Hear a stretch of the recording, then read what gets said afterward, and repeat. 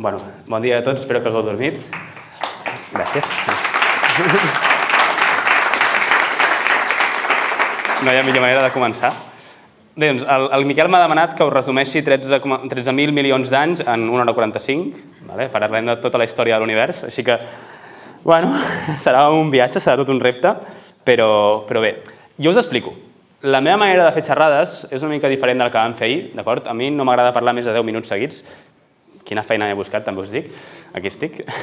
Aleshores, jo aniré tota l'estona demanant-vos la vostra participació amb preguntes, respostes, d'acord? He muntat la xerrada de manera que tingui moltes preguntes, d'acord? I llavors, doncs, també jo crec que el fet de preguntar-vos coses que potser no us havíeu preguntat també us faran pensar una mica més enllà i entendre una mica millor les coses, d'acord? Per tant, jo aniré parant, d'acord? Si no em pregunteu ningú, m'espantaré molt perquè vol dir que ningú m'està entenent. Em passa, però sobretot a classe, a vegades faig algunes cares que... Bueno, aleshores, avui què parlarem? Molt ràpid, d'acord? No, és igual. Parlarem de la història de l'univers, d'acord? O sigui, parlarem de com es va arribar a entendre l'univers com avui el coneixem, d'acord? Per tant, com vam entendre aquesta idea que l'univers s'expandeix i, doncs, acceleradament, i sabreu que és un bon lío. Aleshores, en lloc de parlar de molta teoria, d'acord? Jo ho faré bastant tocant de peus a terra, d'acord? No soc una persona molt teòrica, encara que no ho sembli. Aleshores, començarem parlant de la cosa més concreta, d'acord? Volem parlar que l'univers s'expandeix, d'acord? L'univers s'està fent gran, d'acord? Però què vol dir que l'univers s'expandeixi? I per entendre això, el primer que hem de preguntar-nos és què vol dir que un univers sigui gran, que sigui petit? Què vol dir que una distància s'estigui allargant o s'estigui fent petita?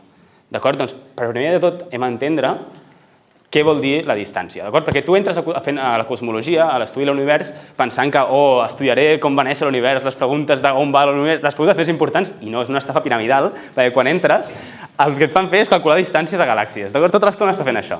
Llavors, hem d'entendre molt bé què és això de calcular distàncies. Llavors, per entendre-ho, primera pregunta que vull fer-vos és a través de la cosa que tenim més a la mà, que és la distància entre la Terra i la Lluna. I per començar, i que ens engresquem una mica tots, vull demanar un voluntari, que crec que m'han demanat per aquí davant, que hi ha una persona que potser podria ser voluntària. T'animes? Sí? Vinga, molt bé. Doncs tenim la Terra... Un aplaudiment molt fort per la Sílvia, sisplau. Molt bé, doncs, Sílvia, tenim aquí, com es diuen això? L'univers. I què tenim de fondo? Què és això que tenim de fondo? El planeta Terra i la Lluna. Perfecte, molt bé. Molt bé, doncs avui el que farem és fer una representació de distàncies entre la Terra, la pilota de bàsquet, i la Lluna, aquesta pilota petita, d'acord? L'escala més o menys entre la Terra i la Lluna, més o menys... O sigui, l'escala està bastant bé. Potser hauria de ser una mica més gran aquesta pilota per ser la Lluna, però no està mal. Aleshores, jo et demanaré una cosa, d'acord? Si això és la Terra i això és la Lluna, agafa la Lluna, vull que... Jo agafaré la Terra i la deixaré aquí. Vull que posis on creus que està la Lluna, en realitat, allunyada de la Terra. És a dir, quant de lluny està la Terra de la Lluna. No tens cap pressió, no pateixis. Aquí. Què n'opineu del públic? Una mica més a prop, una mica més lluny? Més lluny. Sílvia, et diuen més lluny. A veure. Què creiem, públic? Una mica més lluny? Una mica més? Potser una mica més, Sílvia? Més?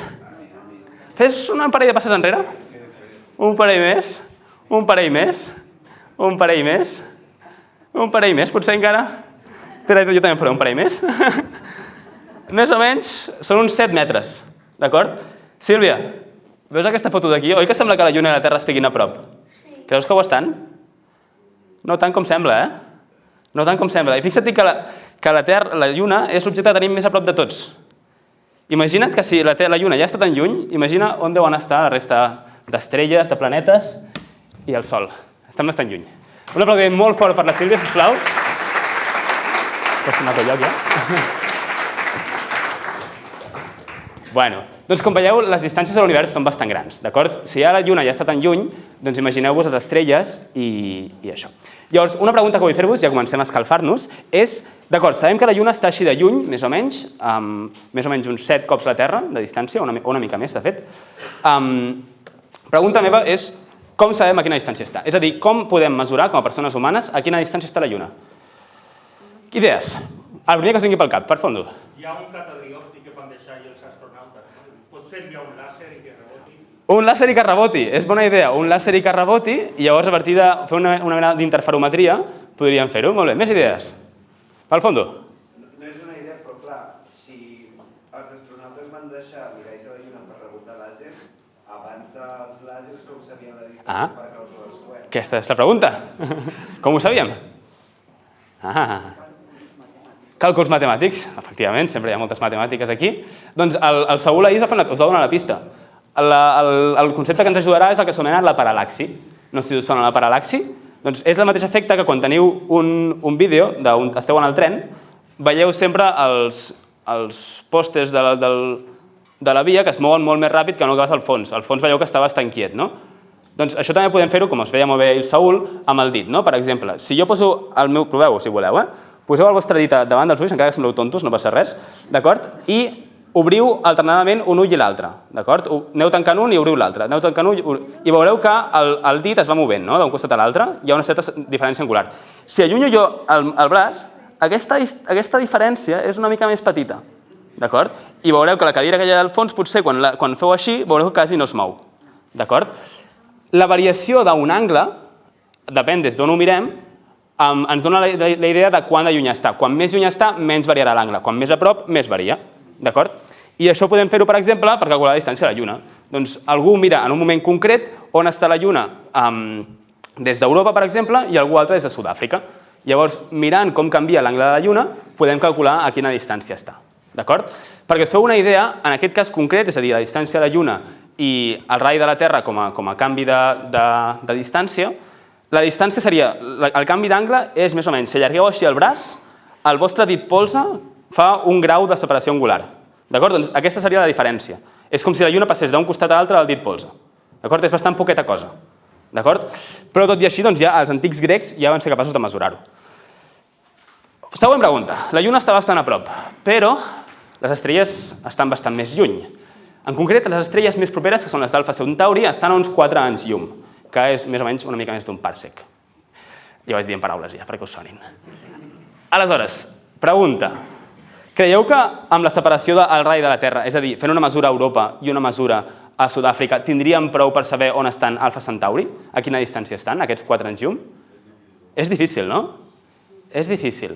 Per tant, si no podem fer-ho amb el rai de la Terra, és a dir, d'Europa i de Sud-àfrica, quina idea podríem tenir? Amb l'òrbita de la Terra. Molt bé, efectivament, la Terra està girant al voltant del Sol. I, per tant, a l'estiu està a un costat i a l'hivern està a l'altre.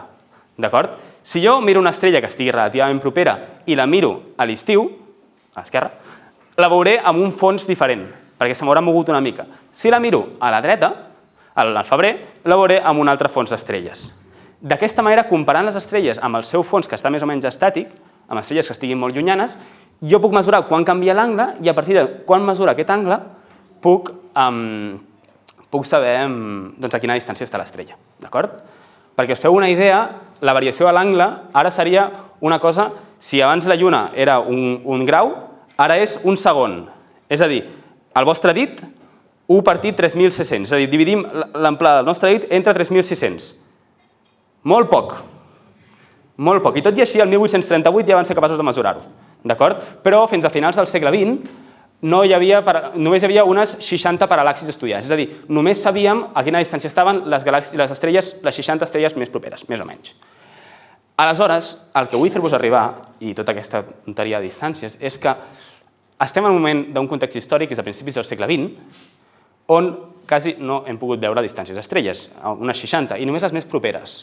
Estem en un moment on pensem que l'univers és bastant petit, que pensem que estan bastant quietes, les veiem allà bastant parades, d'acord? Llavors hi havia una mena d'idea que l'univers era una cosa estàtica, una cosa quieta, perquè bàsicament és que no podíem fer més, l'univers és enorme, és una cosa brutalment gran, que no ens ho podíem imaginar.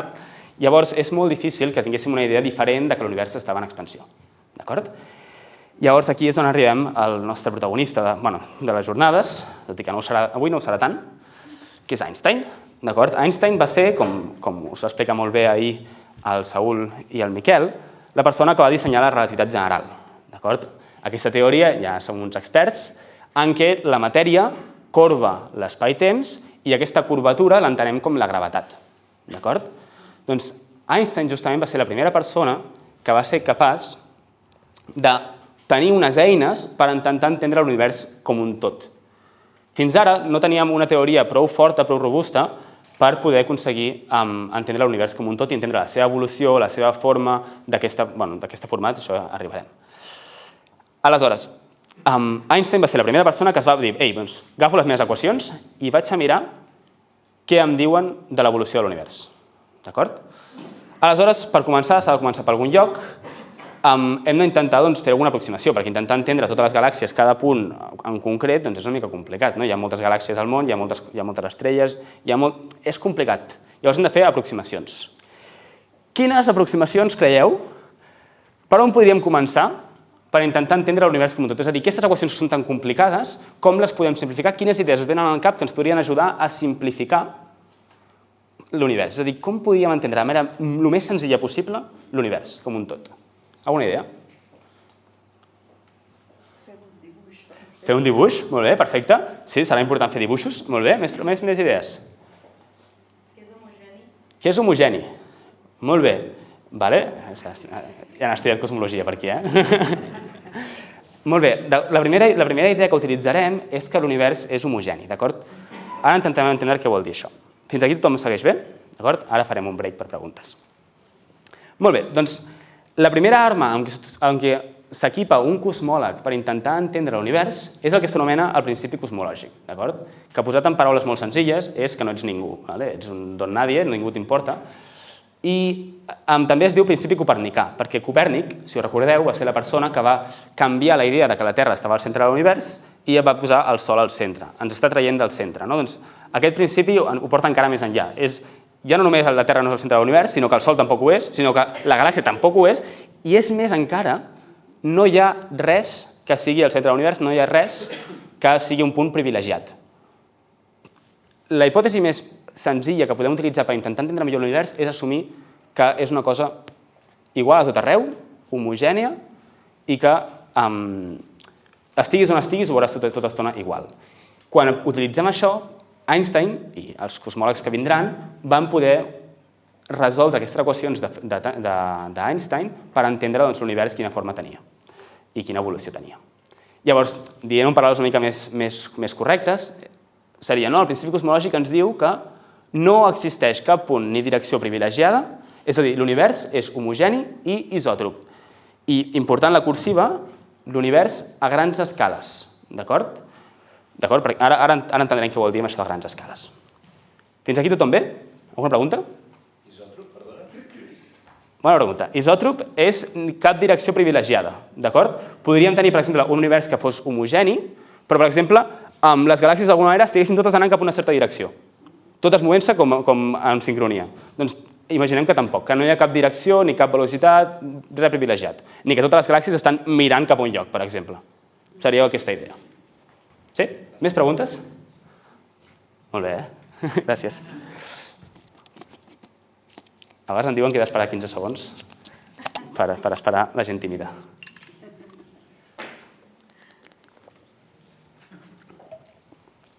Molt bé. Bueno, jo sé que us agrada parlar, així que podeu parlar tant com vulgueu, Vinga, doncs abans de seguir, un parell de preguntes a vosaltres. Això ja ho he dit, crec. Podria l'univers tenir un centre, segons aquest tipus d'hipòtesis? No. Podria l'univers tenir fronteres? Tampoc, perquè les fronteres també serien bastant privilegiades, no? Seria una mica estrany. Per tant, segons aquest principi, que és una aproximació que estem fent nosaltres, fins ara està bastant ben comprovada, però creiem que l'univers no hauria de tenir fronteres. D'acord? Aleshores, tornem a la idea que us deia abans. Deia, l'univers a grans escales, d'acord? És homogeni i isòtrop, però això és veritat? Anem a comprovar-ho. Primer, la Terra. Diríeu que és homogènia? Home, aquí hi ha un forat i aquí hi ha una pedra. Per tant, poc homogènia. Seguim. Anem una mica més enllà. El sistema solar. Hi ha una bola de plasma i pedres i un forat. Tampoc és molt homogeni. Anem una mica més enrere. La Via Làctea. Dintre aquí, mira, no està mal. És prou homogènia. Però segueix haver-hi un forat. Encara no és prou homogènia. Hem d'anar més enrere. Les galàxies veïnes, d'acord? La Via Làctea crec que està per aquí al mig, no sé on està, no soc astrònom, i aquestes serien les galàxies més properes, d'acord? Cada puntet que hi ha aquí és una galàxia, i bueno, ara els forats ja no són tan forats, hi ha zones que està més concentrat, per tant, encara potser podríem fer-ho millor. Ens estem anant als confines de l'univers, Més enrere, això seria les galàxies ja una mica més enllà de les properes, d'acord? Bueno, no està mal. Hi ha aquí unes zones una mica més denses, unes zones més... Jo crec que encara podem fer-ho millor. Doncs, per exemple, això d'aquí són resultats, això és dades científiques reals, vull dir, no m'ho estic inventant res, d'un estudi que el que fan és mirar galàxies molt llunyanes, d'acord? Cada puntet que veieu aquí és una galàxia. Hi ha moltes galàxies, moltes. I aquestes no són tan llunyanes. Com podeu veure, aquí ja, fixeu-vos que és bastant homogènia la cosa, I l'important, que és el que ens deien abans per aquí davant, és que en cada direcció que mirem, és a dir, que aquest cercle és cada direcció en què podem mirar, d'acord? Fixeu-vos que en cada direcció que mirem més o menys veiem el mateix. Esteu d'acord? Per tant, sembla que aquesta idea de que l'univers és isòtrop, que no hi ha cap direcció privilegiada, que més o menys arreu on mirem més o menys està bé, és més o menys igual, doncs sembla que aquesta es compleix bastant bé. Ara el que podríem fer és agafar un tall d'aquest dibuix i agafar doncs, a una certa distància quines galàxies hi ha. I seria aquest d'aquí. Això d'aquí també són resultats experimentals, d'acord? Cada punt és una galàxia. Estan molt lluny aquestes. Això és l'univers de gran escala, d'acord? Això és l'univers quasi les més grans escales que tenim. Això és homogeni? D'acord, potser no és una cosa blanca, no? Però, per fer una analogia, més o menys això és una pedra, és un granit, això és granit, té mica quarts i feldespat, si no me'n recordo malament. Aleshores, efectivament, el granit tampoc diríem que és homogeni, però si mirem a catxos, a trossos, aquest tros d'aquí més o menys sembla bastant semblant a aquest d'aquí, igual que podria semblar bastant semblant a un d'aquí. Igual que hi ha mica, feldespat i aquestes inhomogeneïtats, a catxos, a trossos, més o menys és bastant semblant. D'acord? Encara que el granit no sigui homogeni, podem definir, per exemple, quina densitat té el granit, oi? Podem calcular el volum i comparar-ho amb el pes que fa i més o menys agafem qualsevol tros de granit que agafem, més o menys pesarà el mateix. Doncs això és el que fem els cosmòlegs, d'acord? El que fem els cosmòlegs és oblidar-nos d'aquests petits forats que hi ha, que a vegades hi ha més zones, a vegades hi ha més galàxies, sinó que el que fem és entendre l'univers com una cosa uniforme amb una densitat que és un promig de tots els forats i no forats que hi ha. D'acord? Aleshores, el que farem serà això, entendre l'univers com que està ple de... Igual que això són puntets que podrien estar movent-se, no? Doncs com si estigués ple d'un gas. D'acord? És una mica abstracte. Sí, estem fent física i és una mica abstracta. Però la idea bàsicament és omplir tot l'univers d'un gas o un fluid que està omplint de manera homogènia tot l'univers. D'acord? Utilitzant aquesta idea mental és com podem aconseguir entendre l'evolució de l'univers a partir de les equacions d'Einstein. D'acord? Preguntes? Faria al fons. Queda una estona. Posposaré la pregunta fins al final de la xerrada. Faria al fons. Llavors es podria dir que l'univers s'expandeix homogèniament?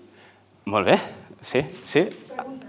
Sí, ho podem dir perfectament. Arribarem més endavant al tema de l'expansió, però sí. De moment diem que és homogeni segur. Parlarem de l'expansió. No entenc aquest gas, perquè clar, si tot estem assumint que és un gas, Sí? assumint que tant si hi ha matèria com si no és el mateix. Bueno, molt bé. Això és filar una miqueta més prim, molt bé. Sí, de fet, diem no només gas, sinó també diem gas i el que diem pols.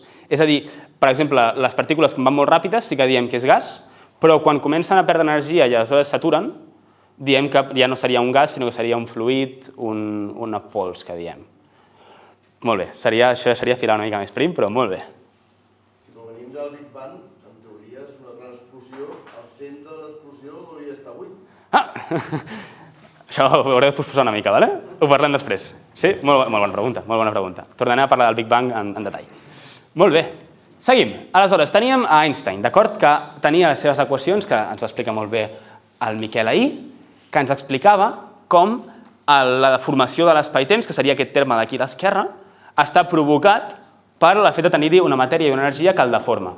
I de la mateixa manera, aquesta matèria i energia que hi viu està influenciada i es mou segons li diu a l'espai-temps. Això és l'equació d'Einstein, d'acord? I el que farem ara és aplicar aquesta equació d'Einstein en aquesta aproximació que hem fet. Diem que l'univers està ple d'aquest fluid, d'aquest gas, d'aquest pols, i mirem què li passa. Mirem què li passa. Doncs hi ha un problema. Hi ha un problema gros, que és el que es va trobar Einstein, gros. Que és clar que la gravetat, què fa? La gravetat fa que les coses surtin volant. La gravetat és repulsiva o atractiva? Atractiva. Llavors, clar, hi ha un problema. Que si jo tinc galàxies, no? I totes les galàxies tenen una interacció gravitatòria, tendiran a treure's, tendiran a col·lapsar. L'univers hauria d'estar bé col·lapsant. Aquesta és la idea intuitiva que tindria, oi? I això és el que es va trobar Einstein. Però recordem, quin context històric hi havia? L'univers, com els semblava que estava? Movent-se? Semblava que estava quiet. Llavors, clar, com s'ho podia fer Einstein per intentar quadrar les equacions que li deien que havia d'estar almenys en moviment, ni que sigui un col·lapse, amb el fet que el vèiem quiet? Doncs va afegir una cosa, una mica lletja, que es diu una mena de repulsió, d'acord? No intentarem entendre molt bé encara el què, d'acord? Si dona temps ho farem al final. Ell el que va afegir és un terme, les equacions, ara en parlarem d'ell, que el que feia era contrarrestar aquesta gravetat fent que hi hagués una mena de repulsió intrínseca a l'espai-temps on vivien les galàxies. D'acord? És com si l'espai mateix volgués anar cap enfora. D'acord? Llavors, utilitzant aquest terme extra que va afegir ell, podia equilibrar exactament la gravetat i evitar que l'univers col·lapsés i encara més que estigués quiet com una... Bueno, quiet com el veien. D'acord? Compensava l'atracció de la gravetat amb una força repulsiva. Aquesta força repulsiva era un nou terme que es diu la constant cosmològica. A física et diuen que tot el que no està prohibit està permès, d'acord? És l'anarquia pura, anarquia matemàtica, que no és tan divertida. Llavors el que feia era afegir un terme extra, que es diu aquest terme de la constant cosmològica, que no sabem d'on surt. No tenia cap mena d'explicació física, el va ficar perquè necessitava, pels seus prejudicis, per les seves idees que tenia, doncs per tal de contrarrestar aquesta atracció gravitatòria. Què passa? Que això és una mica lleig. És com, per exemple, fent un exemple divertit, és com intentar posar una rentadora en equilibri sobre un punt que clarament no és el seu punt d'equilibri, que és un equilibri inestable, no? Podem aconseguir-ho, aquest home és un artista que fa aquest tipus de coses. Es pot aconseguir, Però com a físics no ens acaba d'agradar gaire. Estem com ajustant justament les condicions de l'univers per tal que estiguin estàtiques. Llavors, fixeu-vos una cosa. El primer intent que vam fer a intentar entendre l'univers, vam intentar forçar-lo a que estigués estàtic i va quedar una cosa una mica lletja. D'acord? Preguntes? Perdona, que ara m'he recordat això d'Andròmeda i la galàxia nostra que diu que col·lapsarà. Molt bé, exacte. Això seria, per exemple, una inhomogeneïtat, no? Igual que a dintre, si mirem les galàxies, a dins i a fora hi ha una certa diferència, això també passa amb velocitats. Per exemple, doncs, podem mirar dues galàxies en concret que estiguin movent-se entre elles, però ens intentem oblidar tot això, anar a les grans escales i entendre que està tot no quiet, però tot, i aquest so ho oblidem. Realment és molt menor en comparació amb la gran escala. Sí? Més preguntes? Jo havia escoltat dues versions, que pot ser que s'expandeixi el que és l'univers i llavors serà molt fred i es congelarà tot, i una altra és que es contregui i llavors xoquin entre tots els planetes i tornem al Big Bang. Spoiler! Molt bé.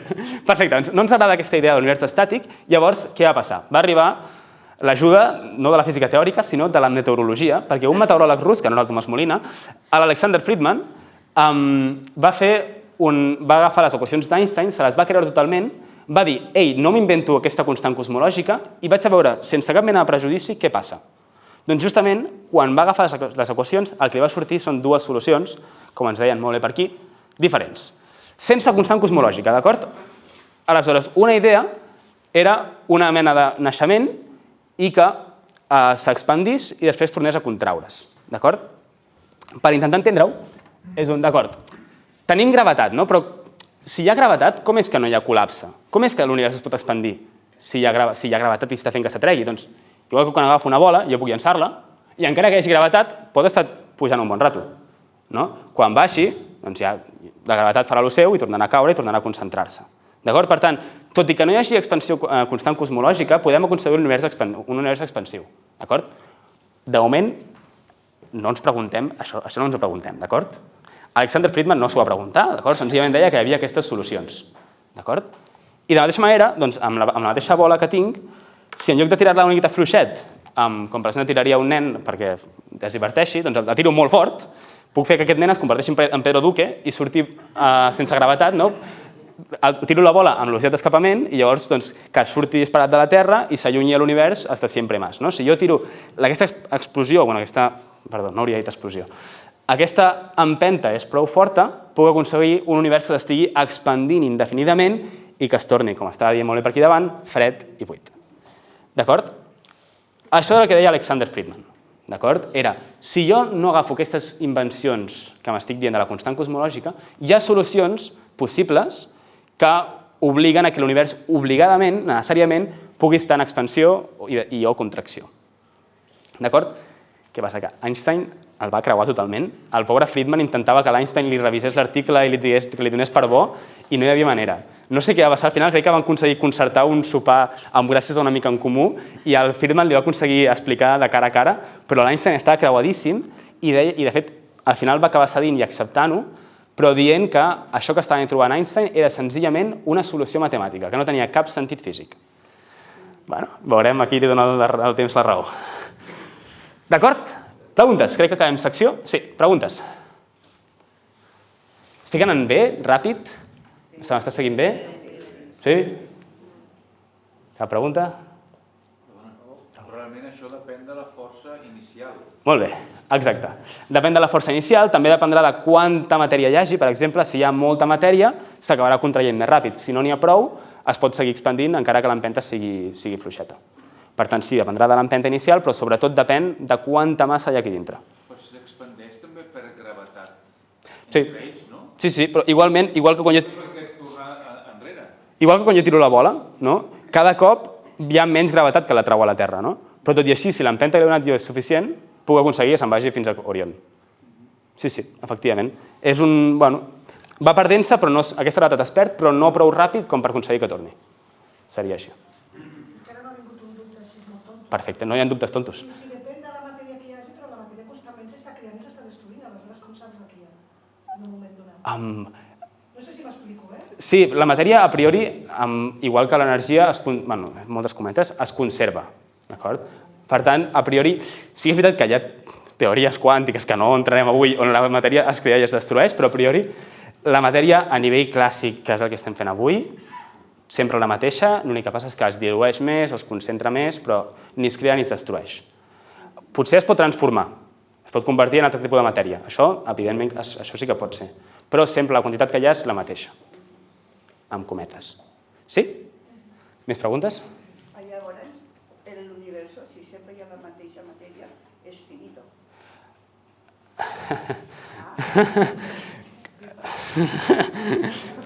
Diguem que... arribarem. Arribarem. Més preguntes? M'agrada això, m'està agradant molt. D'acord. Doncs seguim. D'acord, aleshores, arribem més o menys als anys 30, després a 1930, 1900, poc més. Aleshores, tenim aquesta imatge, d'acord? Hi ha solucions matemàtiques que ens deixen que l'univers s'expandeixi, però les observacions no ens estan ajudant gaire. Afortunadament, els anys passen i la tecnologia millora, d'acord? I pocs anys després aconseguirem per primer cop mesurar distàncies a galàxies. Creieu que amb la paral·laxi ho podrem fer? Amb la paral·laxi, amb això de l'angle que canviava i tal? No. Llavors aquí entra una heroïna, d'acord? La història de l'astronomia i la cosmologia està plena de dones i si no ho sabem és perquè estan invisibilitzades, llavors avui en col·locaré algunes. Henrietta Van Leavitt fou una persona que el que va fer va ser estudiar unes estrelles molt especials. Ella va descobrir unes estrelles que es diuen les estrelles cefeides, que són aquest tipus d'estrelles. Veieu què estan fent? Què estan fent? Sí, l'important no és que hi hagin dues, sinó que estan fent pampallugues. Això no és un efecte del vídeo, això és el que està fent l'estrella. Són estrelles que per la seva naturalesa, podem entrar si algú està molt interessat, però de moment no. El que fan és que van canviant de radi, és a dir, van com oscil·lant, es van fent grans i petites, grans i petites, grans i petites, i així es fan més brillants i menys brillants. D'acord? I la cosa molt important que va descobrir Henrietta Van Leavitt és que hi ha una relació directa entre aquesta oscil·lació, quant de ràpid és, amb quant de gran o quant de brillant, que ve a ser lo mismo, és l'estrella. És a dir, si jo veig una estrella que la seva oscil·lació dura, jo què sé, m'ho invento, 3 segons és molt poc, però duren bastant més que això, doncs sé exactament quina brillantor té. Hi ha 2 tipus diferents de cefeides, és igual. D'acord? Però aquesta és la idea molt important. D'acord? Mirant quina és l'oscil·lació, jo puc saber quina brillantor té. I em direu, i això per què sirve? Quina gràcia té saber quina brillantor té una estrella? Bueno, pregunta. Quina estrella d'aquestes dues és més gran?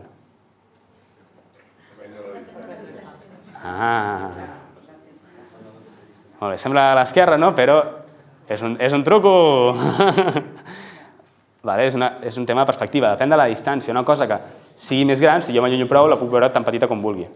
D'acord? Clar, quin és el problema? Que en astronomia estudiar distància és una cosa liadíssima, perquè no podem anar fins allà.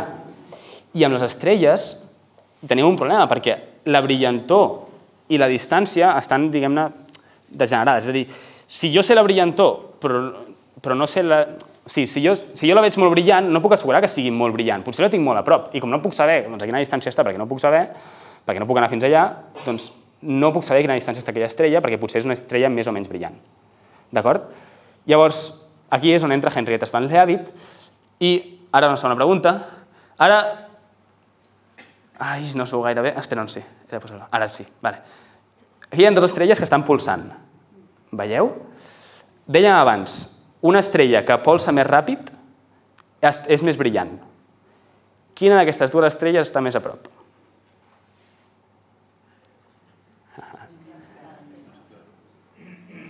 Molt bé. Quina està més a prop? Són les mateixes que abans, per tant, és la A. Què passa? Fixeu-vos-hi. Aquesta estrella que sembla més gran, si us aquesta estrella que crec que ho he dit al revés, però és molt complicat. Sí, aquesta va una mica més ràpida. Sí, costa una mica de veure amb les llums, costa una mica. Aquesta polsa una mica més ràpid. Per tant, el que sé és que és menys brillant, d'acord? Si ho he dit abans al revés, perdoneu, d'acord? Sí, perdoneu. És que és molt fàcil liar-se. On estava això? No, aquí. Duració, si dura més és més brillant, d'acord? Per tant, una oscil·lació més lenta és més brillant. Perdoneu. Tornant aquí. Aquesta estrella polsa més ràpid, la de l'esquerra polsa més ràpid, per tant, brilla menys. Per tant, encara que la vegi més gran, o si jo la veig més gran és justament perquè està més a prop. D'acord? Les cefeides són una manera d'entendre a quina distància està una estrella. Perquè sabem la brillantor de manera intrínseca, és a dir, sabem quan brilla perquè veiem com polsa, i la pulsació sí que no depèn de si està molt lluny o molt a prop. D'acord? Doncs justament això és el que va utilitzar el nostre protagonista, Edwin Hubble, per calcular la primera distància a una galàxia fora de la Via Làctea. És a dir, mirant les estrelles d'aquest tipus que hi ha a altres galàxies, les més properes, perquè són estrelles normals, a mesura si ens anem molt lluny ja no les veurem, doncs va utilitzar aquest mètode per saber a quina distància hi havia les galàxies més properes, l'Andròmeda en concret. I està al quinto pino, està molt lluny, d'acord? La idea de trobar una galàxia tan lluny va ser trencadora, és a dir, estàvem acostumats a mesurar distàncies d'estrelles que estan molt a prop i va ser una distància que està a ordres de magnitud tan grans que va trencar amb la idea de l'univers com una cosa petita, sinó que de sobte vam adonar-nos que l'univers és una cosa enorme.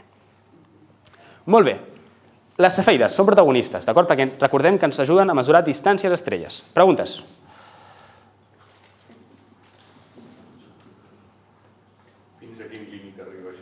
Molt bé, fins a quin límit arriba això? No m'ho sé en les unitats d'astrònoms. No arriba gaire lluny, d'acord? Arribarà potser a galàxies bastant properes, efectivament, d'acord? Això en parlarem després. Gràcies. Pot ser que no hagis dit que són les cefeides? Sí, no he entrat molt en detalls. Són unes estrelles, d'acord? Que el que els passa és que tenen aquesta mena de... Per la natura que tenen, van canviant de radi, d'acord? És a dir, el que els passa és que quan estan molt concentrades, la llum que emeten de dintre les escalfa una mica, llavors aquest escalfament fa que s'expandeixin, però a l'expandir-se es tornen a refredar i tornen a caure. D'acord? Aquesta seria la idea. Més preguntes? No, els púlsars són estrelles de neutrons bastant més totxos, i això són estrelles normaletes i corrents.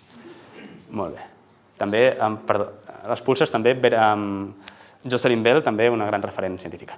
Digues. L'estructura de les estrelles sempre és similar o igual o varien? Varien bastant segons la mida i la quantitat, sí. Aquestes estrelles en general hi ha de dos tipus, així que en general són d'aquests dos tipus. Sí. Un dubte, perquè estem parlant d'estrelles per mesurar galàxies. Però clar, una galàxia té moltes estrelles. Sí. El que passa és que la distància dintre d'una galàxia, o sigui, la mida d'una galàxia és infinitament més petita que la distància la més propera. És a dir, és com varia, potser, entre un costat i l'altra galàxia variarà la distància entre un percentatge minúscul. Llavors, més o menys ens serveix. Són dos estrelles juntes? No, en aquest cas no. Són estrelles sueltes. Més? Sí? No? Doncs seguim. Molt bé. Estem parlant de mesurar distàncies, d'acord? Però no en tindrem prou amb això. El que farem ara serà també mesurar velocitats, d'acord? Anem a ficar-li multes a les galàxies. Andròmeda, t'has passat de velocitat, 200 euros. Aleshores, per fer-ho, utilitzarem una tècnica que de fet és la mateixa que utilitzen els radars de velocitat. La gent que hagi estudiat física, ja us sonarà molt, odiareu aquest efecte, que és l'efecte Doppler. D'acord? L'efecte Doppler el que fa és canviar la freqüència amb què veiem un objecte, el color, per exemple, en el cas de la llum, quan s'apropa o s'allunya. D'acord? Quan s'apropa a l'estrella, la veiem una mica més blavosa, amb una freqüència més ràpida. Quan s'allunya l'estrella, la veiem amb una freqüència més vermellosa. D'acord? La galàxia s'està allunyant. Això, ara mateix, és un efecte purament cinemàtic, és a dir, només perquè l'estrella s'està movent, això fa que es vegi més blava o més vermella. L'analogia que jo faig servir, que és una analogia de merda com totes les que faig servir, és a partir del sushi. El sushi, no sé si sabeu aquestes rampes d'així que el sushi va servint-se, no? Si a tu et serveixen un sushi amb una certa freqüència, diguem que el cuiner posa un plat de sushi cada un segon, doncs tu rebràs, si te'ls posa cada un segon, el rebries cada un segon. Però si està en una rampa que s'està movent i et porta el sushi cap a tu, doncs tu el rebràs cada cop més ràpid també. No només un segon, sinó que cada cop en rebràs més. Crec, no sé si és una bona analogia, però bueno.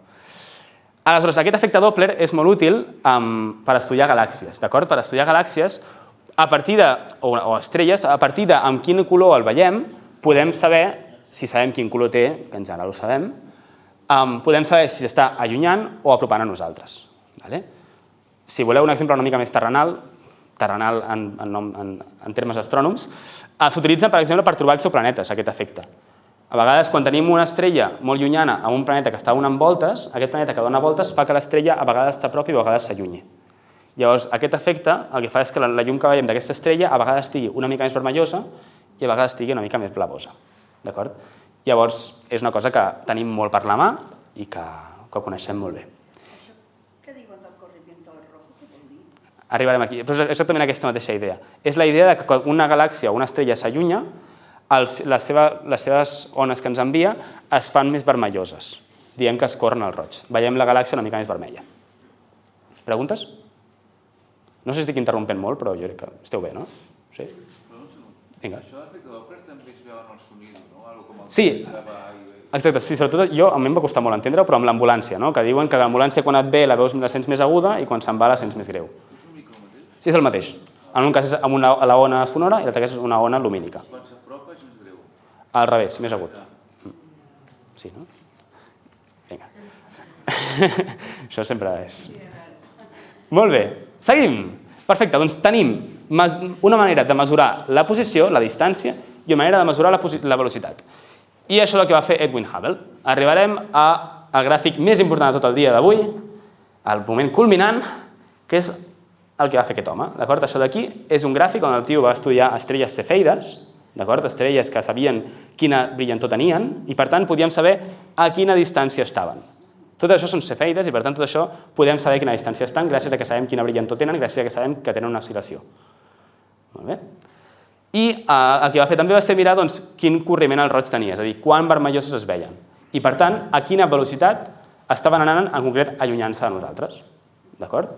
Com podeu veure, la majoria tenen un corriment al roig que és positiu, per tant, la majoria de totes aquestes s'estan veient més vermelloses del que són. Per tant, la meva pregunta és què coi vol dir això? Fixeu-vos que, com us he fet spoiler, que a mesura que hi ha més distància, hi ha més corriment al roig. Què vol dir això? Digues. Que estan més lluny, efectivament, que estan més lluny és que estem anant cap a la dreta, no? Però per què quan estan més lluny també van més cap amunt? És a dir, podrien anar més llunyanes però anar cap a baix o anar cap a dalt o anar cap a la dreta. Per què hi ha una mena de relació entre la distància del corriment al roig? Perquè va quedar més ràpid. Que ens expandim acceleradament. Moltes paraules. Vale. La manera com ho entenem avui en dia és que és efectivament una expansió, d'acord? És a dir, que a mesura que hi ha més distància s'allunyen més ràpid. Però per què això té a veure amb l'expansió? Bé, ara ho entenem. Però també vull dir-vos que això no és l'única manera d'entendre-ho, d'acord? Potser podria ser perfectament, intentem pensar fora de la caixa, no el que ens han dit sempre que això és l'expansió.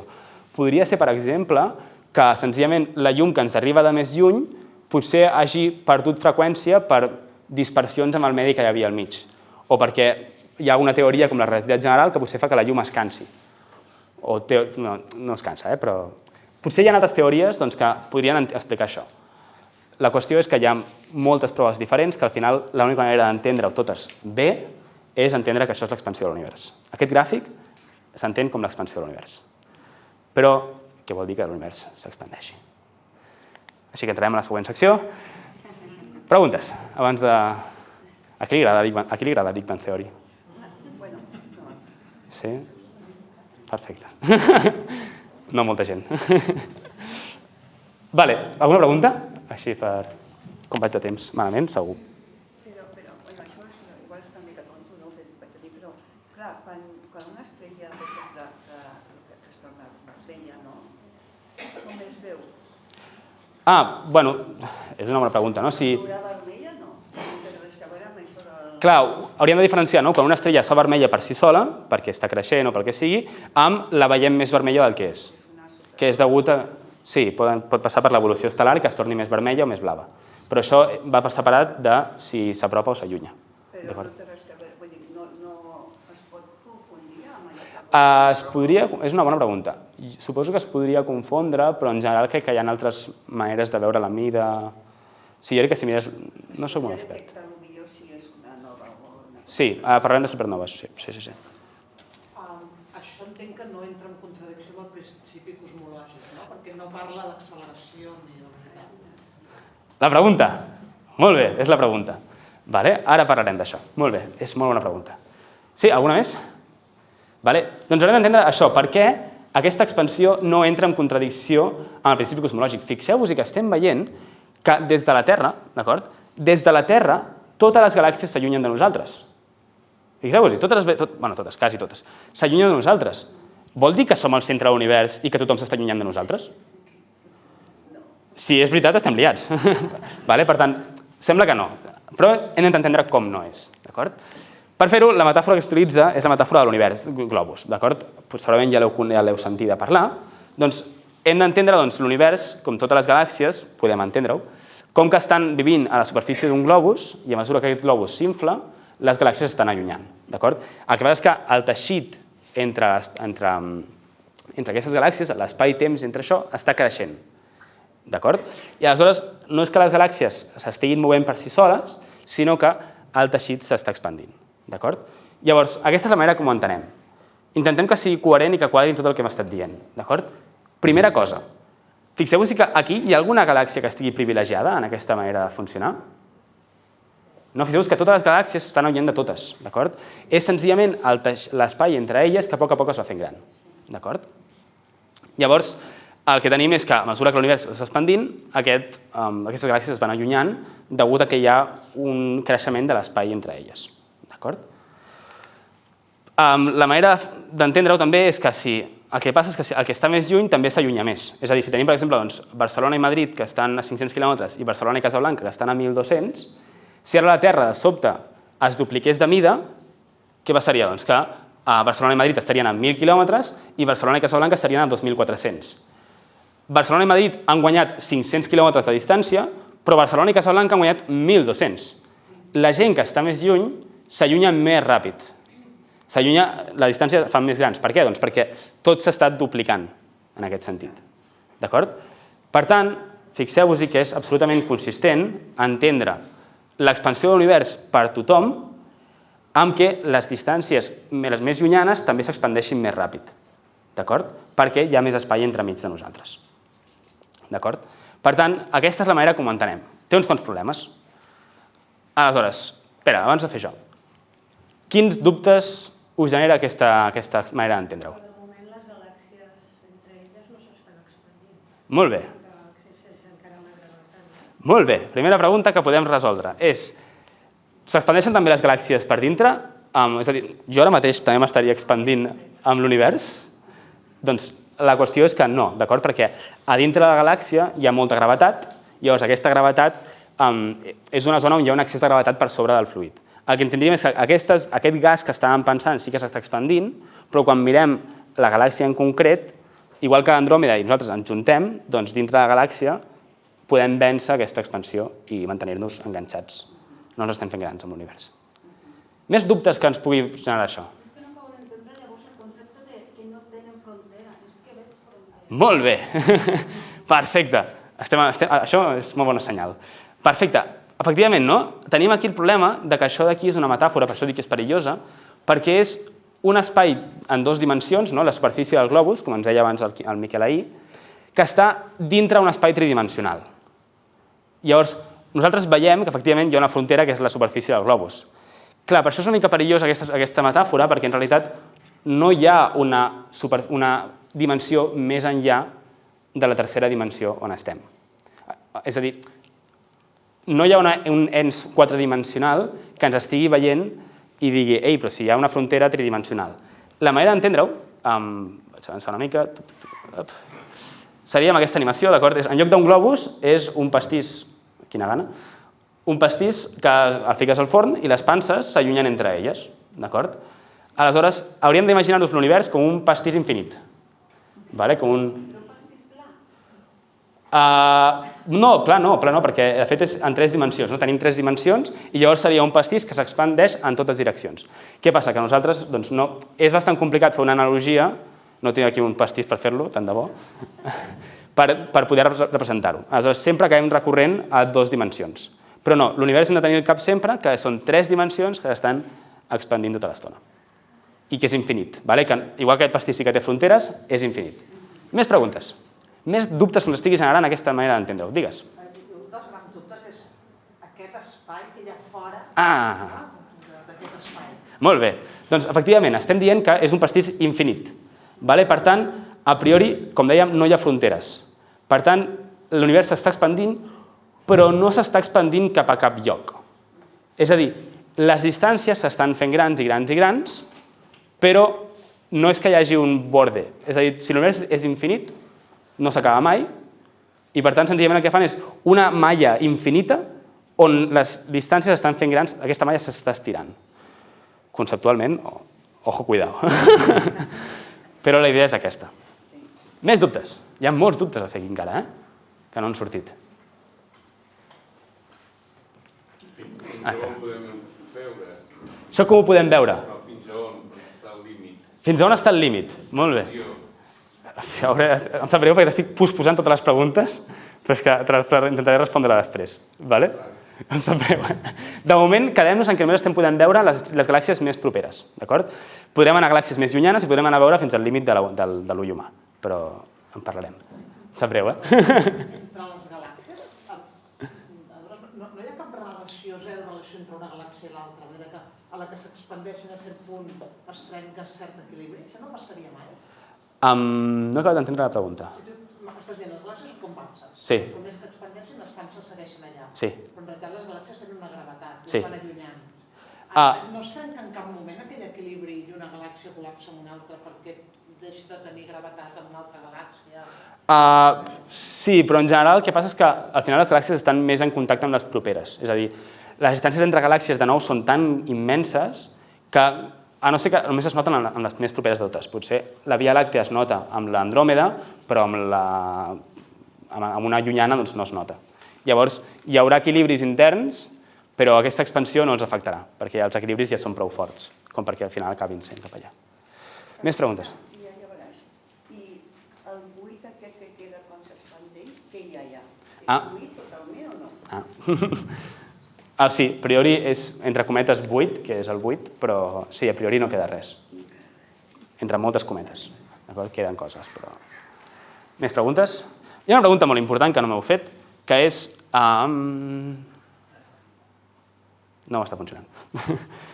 Em podeu portar el carregador del mòbil, de l'ordinador?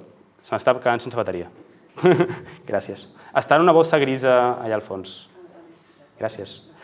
Perdó, Primera pregunta.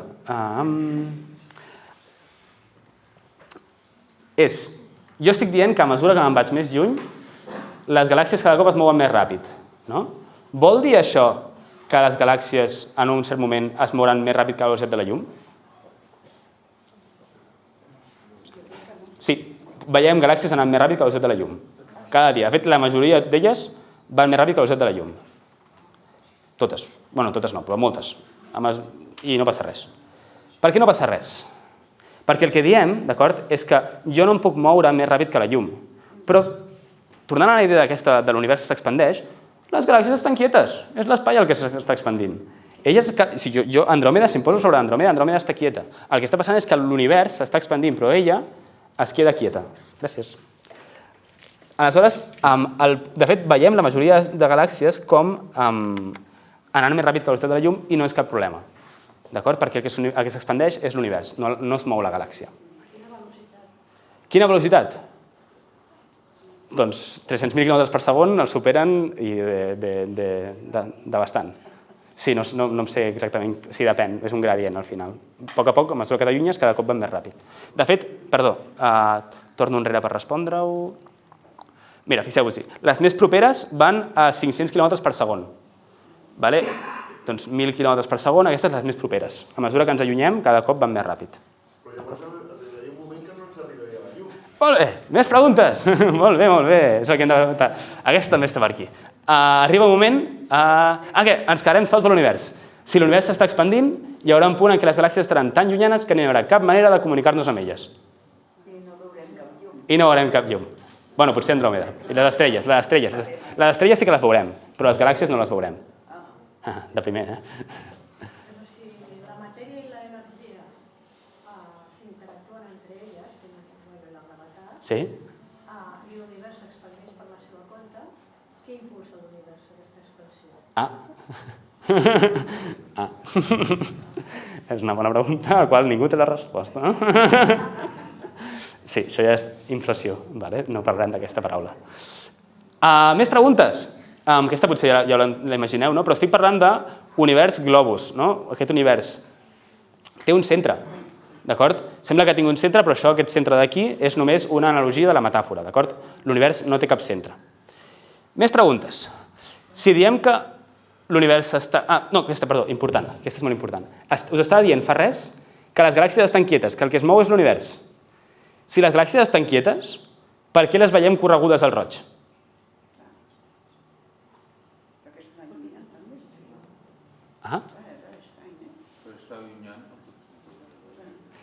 Però, clar, diem que l'efecte Doppler depenia de com es mou l'objecte que està enviant la llum. Si les galàxies estem dient que estan quietes i són l'espai el que es mou, per què? Perquè la llum, a mesura que ens arriba, l'expansió de l'univers fa que la seva longitud d'ona creixi. Molt bé. Exacte. D'acord? Aleshores, el que entenem és, gràcies a aquesta expansió de l'univers, reinterpretem com funciona el corriment al roig. No és un efecte, en el cas de les galàxies, no és un efecte degut al moviment de la galàxia en si, que també existeix, sinó que aquest corriment al roig de que les galàxies estan més llunyanes, més vermelles, és degut a que l'univers s'està expandint i aquesta expansió estira la longitud d'ona. És com que la longitud d'ona està havent d'anar en contra de l'expansió de l'univers. Llavors, això d'alguna manera la cansa.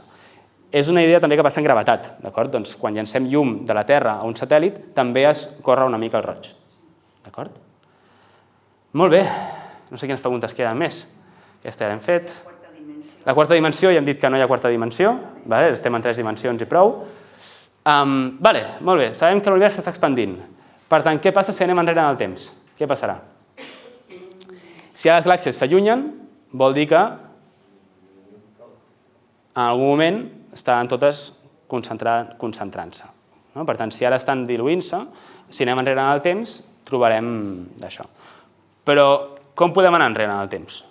Podem viatjar, com deien ahir, a la festa dels viatgers temporals? Com anem enrere en el temps quan estudiem cosmologia?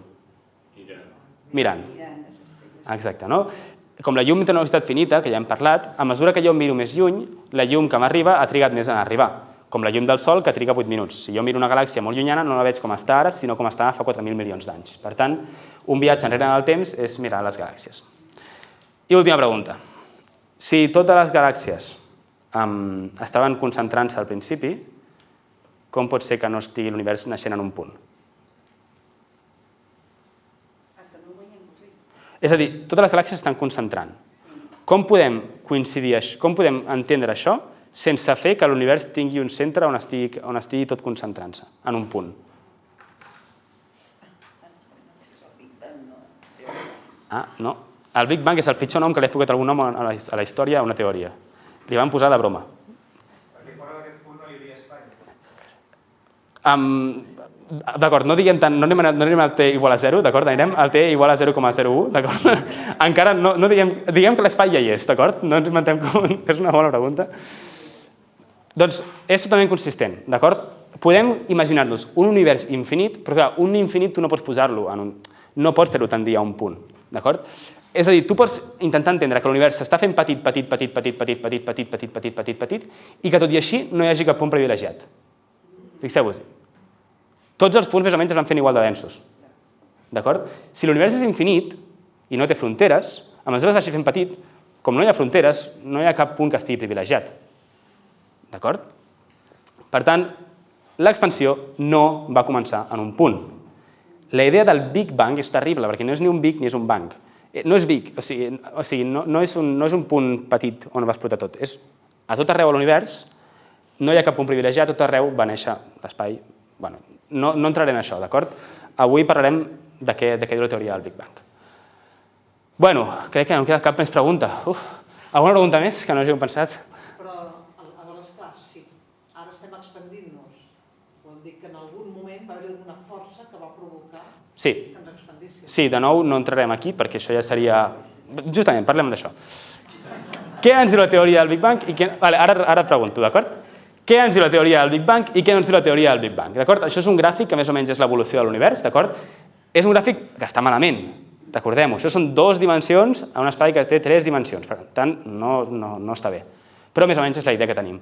Això és avui en dia, i a mesura que anem enrere en el temps, doncs arribem a que les galàxies estan més concentrades i arribem al que es diu el fons còsmic de microones, en parlaré una mica després. La teoria del Big Bang ens diu només des d'aquí fins aquí. Tot això ho tenim controladíssim. La teoria del Big Bang, que sovint em fa ràbia perquè se li diu teoria com dient només és una teoria, no està encara comprovada. La teoria del Big Bang, dintre dels seus marges d'aplicació, funciona perfectament bé. I els seus marges d'aplicació, són aquests d'aquí. D'acord?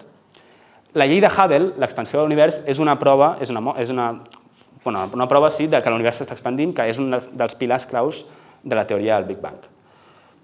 Altres pilars claus de la teoria del Big Bang són, per exemple, l'abundància dels elements químics. És a dir, sabem, mirant estrelles, i això de fet ho va fer Cecilia Payne, que el que va fer ella va ser la primera persona que va estudiar quina era la composició química de les estrelles. I va trobar que eren sobretot hidrogen i heli.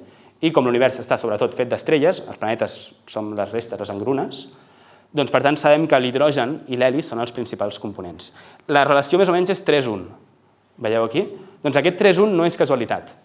Aquest 3:1 és degut al que s'anomena la nucleosíntesi primordial, que és un dels passos que ens va dir quan l'univers estava tan concentrat, quan encara no hi havia galàxies, quan era tota una pasta de partícules nuclears i d'electrons, com es van juntar aquestes partícules nuclears. És a dir, en quin estat estaven quan l'univers es va començar a expandir i ja no van poder juntar-se més. Doncs això és una cosa que la teoria nuclear amb la teoria del Big Bang ens prediuen i que hem aconseguit mesurar perfectament. Saber quants hidrogen i quant heli hi ha a l'univers. D'acord? Llavors, aquesta és una prova del Big Bang. I una altra prova també és que dèiem que si mirem molt lluny, veiem una distribució homogènia de galàxies. D'acord? Però això és lluny, però no és tan lluny. Si mirem el més lluny que podem, què li passarà a la llum? Recordeu, què li passava a la llum? A mesura que mirem més lluny, l'univers s'ha expandit més i a la llum què li ha passat? Se'n va al roig. Se'n va al roig, s'estira, no? Llavors, primer la llum que era visible s'està fent infraroja, la llum que és infraroja s'està fent bueno, ja crec que la següent pas ja és microones, d'acord? És llum que no podem veure, llum que està molt estirada. Llavors, quan mirem molt lluny a l'univers, l'únic que veiem és essencialment això. És essencialment, mirem on mirem, veiem llum de microones que és absolutament homogènia, d'acord? Les galàxies són prou homogènies. Això és quasi 100% homogeni, quasi. D'acord? Llavors, aquesta mena de prova, això d'aquí, aquesta pasta inicial, que era quan l'univers era tan petit que totes les partícules estaven juntes, que no hi havia galàxies encara, és la que va produir aquesta imatge que vam poder comprovar fa uns 30 anys, bueno, més, als 70s, que és el que s'anomena el fons còsmic de microones. He passat molt ràpid moltes coses. No vull entrar molt en detall, però a partir d'ara, preguntes. Teníem una per allà. Ja està? Abans de... Espera, una última cosa. Per tant, la teoria del Big Bang no ens diu què hi ha aquí. No ens ho diu. No ho pretén. D'acord? Això són ampliacions de la teoria del Big Bang que s'anomenen inflació, el que sigui. La teoria del Big Bang ens explica perfectament aquesta regió d'aquí. D'acord? Pregunta. Que sigui verd, té algun sentit? No, és llum de microones que no podem veure, per tant li hem de posar... No la podem veure. Exacte. De fet, és el que es deia, no sé si és veritat o no, que quan tu poses la tele i es sintonitza, que no es sintonitza del tot bé, bueno, a les teles antigues, que una d'aquesta radiació que pilles de telecomunicacions, una petita part és fons còsmic de microones, que tu no ho veus, però la tele sí que t'ho veu. I llavors li poses un color verd per posar-li un color. Més preguntes? Per poder ficar-te un vídeo a TikTok i fer un croma així. Vale? Cap pregunta? Perquè ara canviarem una mica d'estil. Quina hora és? Vale, 40 minuts. Fem un petit descanset? Bueno, o esteu enganxats si voleu seguir? No, ja estic bé, estic bé. No, estic bé. Molt bé. Doncs bé, ahir amb el Saúl i el Miquel vam fer moltes matemàtiques. Jo vaig assegurar-vos ja que no faria ni una sola fórmula matemàtica, em sap greu, perquè ells són molt físics teòrics i jo sóc físic més experimental. Aleshores farem ciència en directe i la farem amb un ajudant inesperat, que jo crec que tots coneixereu, sobretot els més... que és el Clippy. Recordeu el Clippy? Que era el nostre ajudant del Microsoft, del Word i tal. Molt bé, doncs el que farem ara, d'acord, és fer una mica de ciència en directe, amb el Microsoft Excel. No sé com funcionarà perquè tinc un micròfon i una sola mà per moure el teclat, però sí, com sigui. Aquí tinc, he agafat el... Ai, no està fent això. Vaig a treure la presentació. Segon. Ara això. Perfecte. Ara. Això d'aquí és la llei de Hubble, d'acord? Hem demanat al Hubble que ens doni les seves dades, d'acord? De distància i velocitat a què veu l'estrella, d'acord? Tenim una distància, que és aquesta d'aquí, i tenim la velocitat, d'acord? Veieu que, per exemple, el punt 0039, que deu ser aquest d'aquí, va a una velocitat de 33 km per segon allunyant-se de nosaltres, d'acord? Això és una cosa que fan els astrònoms cada dia, d'acord? Que és agafen dades experimentals de galàxies i estrelles que hagin trobat, bueno, galàxies en aquest cas, i les recullen en una taula, d'acord? Doncs el que farem avui és, a partir d'això, calcular quant de ràpid s'està expandint l'univers, d'acord? Aleshores, és molt fàcil. Primer de tot, el que farem serà reproduir aquesta gràfica. Llavors, per la gent, no sé si aquí heu utilitzat molt l'Excel. Jo, si li digués a un company meu de física teòrica que estic fent física amb l'Excel, em penjarien. Tot i que tinc un investigador, al qual admiro molt, que diu que els millors físics són capaços de fer física fins i tot amb Excel. D'acord? Bé, doncs aquí tenim el nostre estimat gràfic. Aleshores, fixeu-vos que tenim, que el que puc fer jo és ficar una línia que vagi, que segueixi aquestes estrelles. És a dir, puc intentar entendre que a mesura que jo, vaig fer una mica de zoom, que a mesura que jo m'allunyo de les galàxies, cada cop van més ràpid, i aquesta relació és lineal. D'acord? A veure, Hubble no tenia les millors dades experimentals, per tant, semblem quasi economistes ficant aquí, perdó, perquè a vegades a les ciències socials fiquen algunes regressions amb una regressió que és una miqueta terrible. Llavors, disculpes, però aquí la regressió és una miqueta justa, però bueno, farem un acte de fe i ens la creurem, d'acord? Aleshores, recordem que a més distància hi ha més velocitat, d'acord? Per tant, el que puc fer és buscar una regressió lineal que el que em digui és que la velocitat és proporcional a la distància, d'acord? I justament aquesta h, que és la constant de Hubble, ens diu quan s'expandeix l'univers. Quan més lluny estic, més ràpid van, i això em dona la indicació de quan s'està expandint l'univers, d'acord? Doncs puc fer-ho amb el mateix gràfic que he fet jo ara, doncs li dic, ei, posa'm una expansió lineal. Ui. Veus? Cajes del directo. Què està fent? A veure, tornem a intentar-ho.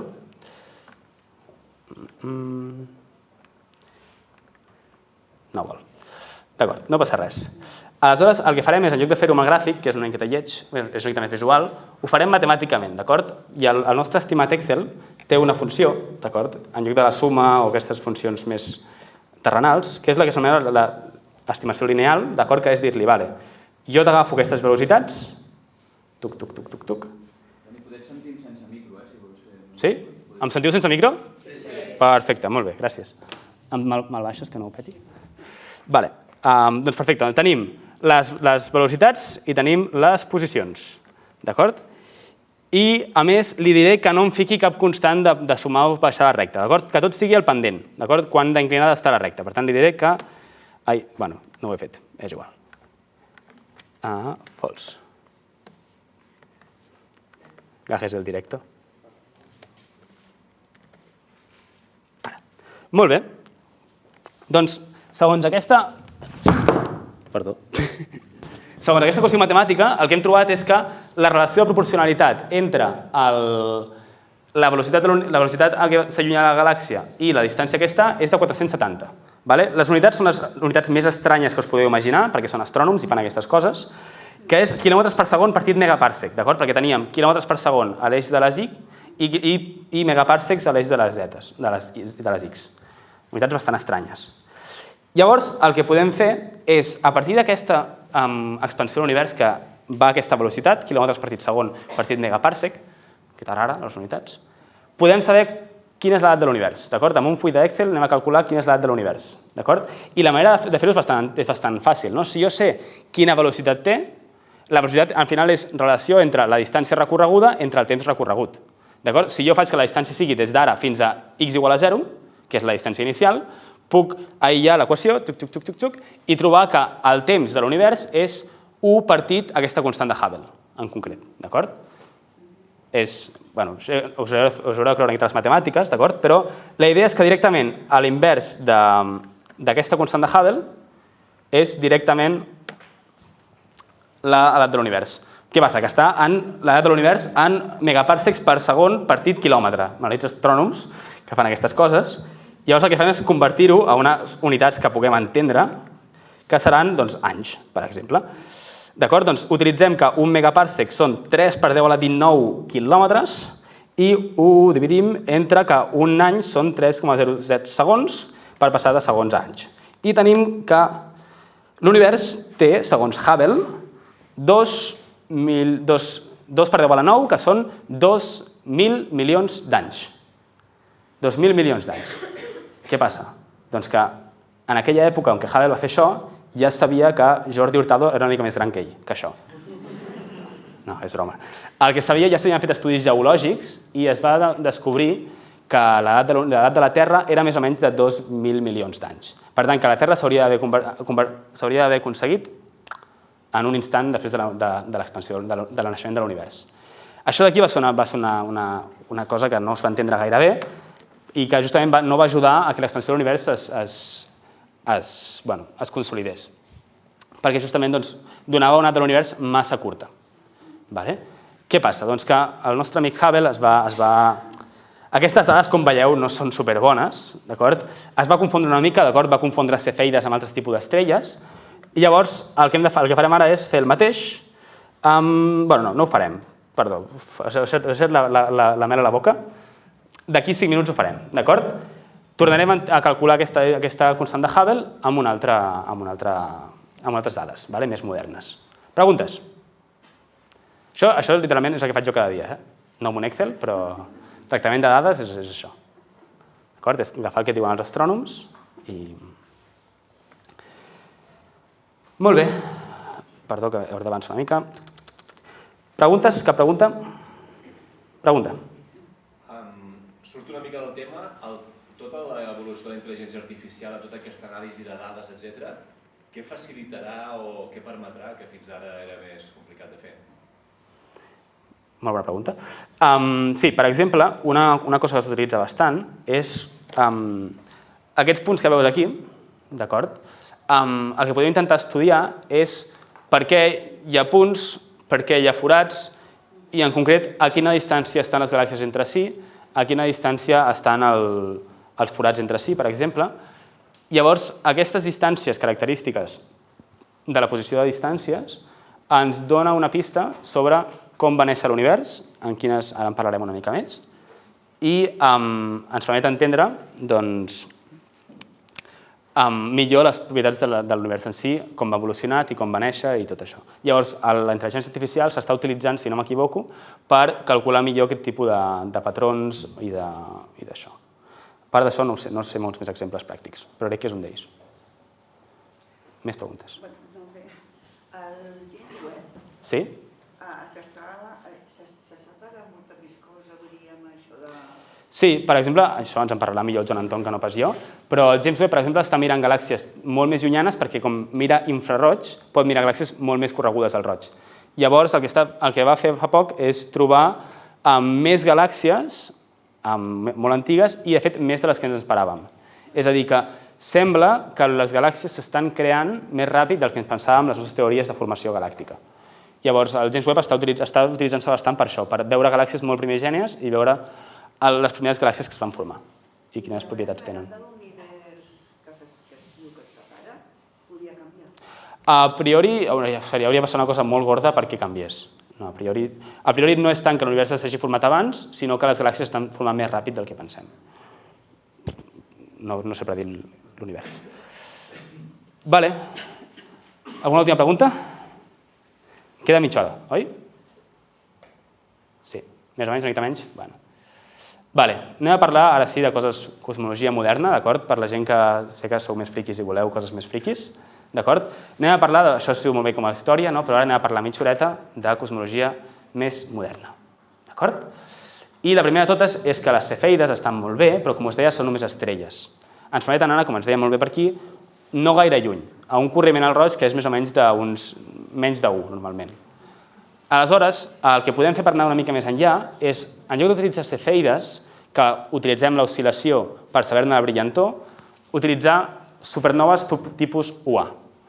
Una supernova és una explosió que, en el cas del tipus UA, passa quan en una estrella binària l'estrella petita explota, es converteix en nana blanca i aleshores comença a absorbir massa de l'estrella gran. Llavors, el fet d'anar absorbint massa fa que cada cop vagi fent-se més i més massiva, més i més massiva, més i més massiva, fins que entra en una nova supernova, en una nova explosió, que és la supernova tipus UA. Llavors, què passa? Que com va ser un procés de guanyar massa que és gradual, el moment en què comença a explotar sempre és el mateix. Perquè és quan es passa un cert llindar, l'explosió comença. Llavors, a partir de veure una estrella d'aquestes, sabem que la seva brillantor és la d'aquest llindar. El moment en què la seva massa ha sigut prou per començar a explotar. Llavors, és una altra manera de veure una estrella i saber exactament quina brillantor té. I a sobre és una supernova, no és una estrella. Una supernova pot ser tan brillant com la galàxia on està. És una cosa molt totxa. Llavors, una supernova, ara sí, ens permet anar molt més enllà i ens permet mesurar distàncies molt més grans. Llavors, això és el que trobem. La llei de Hubble és aquí. La llei de Hubble que estàvem veient aquí és aquest catxito d'aquí baix. Que veieu que la cosa és bastant recta. D'acord? Què passa? Si comencem a mirar supernoves molt i molt llunyanes, la cosa ja no és una recta. Què els hi passa a les supernoves? Baixen. a mesura que... Bueno, què n'opineu? Què vol dir això? Què està passant aquí? Descrivim el gràfic, descrivim-lo. Hi ha una corba. En concret, quan les galàxies són més llunyanes, van... Més? Al contrari, van més lentes. Van més a poc a poc. A mesura que mirem més lluny, van més a poc. Es trenca una mica el cap, això, per això hem d'anar a poc. D'acord? Les galàxies que estan més llunyanes van més a poc. Recordem-ho, les galàxies que van més llunyanes, també què vol dir això? Si mirem més lluny, vol dir que estem mirant en el temps més antic. Per tant, les galàxies més antigues s'expandien més lentament del que s'expandeixen ara. Per tant, girem això. Ara ens estem expandint més ràpid que les galàxies antigues. Sí, no, és que és molt complicat, s'ha d'anar pas per pas. O sigui, si poguéssim veure aquestes galàxies ara, segurament s'estarien expandint més ràpid. Exacte. Per la mesura com que és de milions d'anys. Exacte. D'acord? Això d'aquí, aquesta corba que baixa, et pot donar un Premi Nobel. Bueno, et dona un Premi Nobel segur. En concret, de fet, la manera com va passar és bastant divertida perquè hi havia dos equips, això ho vaig explicar-ho ahir dinant, que hi havia dos equips que estaven fent aquest mateix tipus d'estudi, puntes diferents del món, i el que trobaven no s'ho creien. Deien, què està passant aquí? Com pot ser que això estigui anant cap a baix? No té cap sentit. Fins que es van enterar que hi havia un altre equip, es va filtrar per rumors, que hi havia un altre equip que estava trobant exactament el mateix. I van dir, no som nosaltres que l'estem cagant, aquí hi ha algú totxo, i tothom corre a publicar ràpid, i els dos equips, els dos van guanyar el Premi Nobel, el van compartir. Aleshores, el que està dient això, efectivament és el que diem, és que les galàxies més properes, més recents, van més ràpides que les més llunyanes, més antigues. L'expansió s'està accelerant. D'acord? Sí? Preguntes? No entenc a la gràfica que dius que va més lent, encara que l'augment no sigui lineal, està més ràpid. Sí, diem que el pendent d'aquesta recta és el que ens diu quant de ràpides s'estan anant. És la que ens dona la velocitat que dèiem abans, perquè és la diferència entre... Sí, diguem que la velocitat seria el pendent. Llavors, aquestes estrelles d'aquí tenen un pendent més aplanat que no pas el pendent d'aquestes d'allà. Per tant, van més lentes. Més preguntes? En realitat, aquí estem barrejant dues coses. Sí, segurament. Perquè una cosa és la distància, l'altra és el temps. I en realitat, estem dient les galàxies més llunyanes van més a poc, no perquè estiguin més llunyanes, sinó perquè estem veient coses de fa molts més anys. Sí, però no hi ha manera de desenredar-ho. Exacte, llavors no podem, en el fons, no ho podem acabar de separar. O hauríem de separar, no? Hauríem de dir, en realitat, l'univers s'expandeix i una de les coses que veiem, i com ho sabem, perquè veiem galàxies més llunyanes que van més a poc. Sí, i s'expandeix acceleradament, per això. Exacte, però aquí ens suggeriria al revés, ens suggeriria que les més llunyanes... Si no fos per això del temps, sí. Per tant, entenent bé aquest concepte del temps, que estem mirant enrere en el temps, és com entenem això. Sí. Més preguntes? Doncs tornem a fer ciència un altre cop, d'acord? I tornem a agafar... El meu fons de pantalla és molt cuqui. Farem el mateix amb supernoves, d'acord? Tenim el mateix gràfic que abans, d'acord? Però ara una mica més. Les dades estan tretes i llavors tornem a agafar un altre cop un gràfic, d'acord? Com podeu veure, al principi la cosa va més o menys lineal, però a mesura que baixem es va fent cada cop menys lineal, d'acord?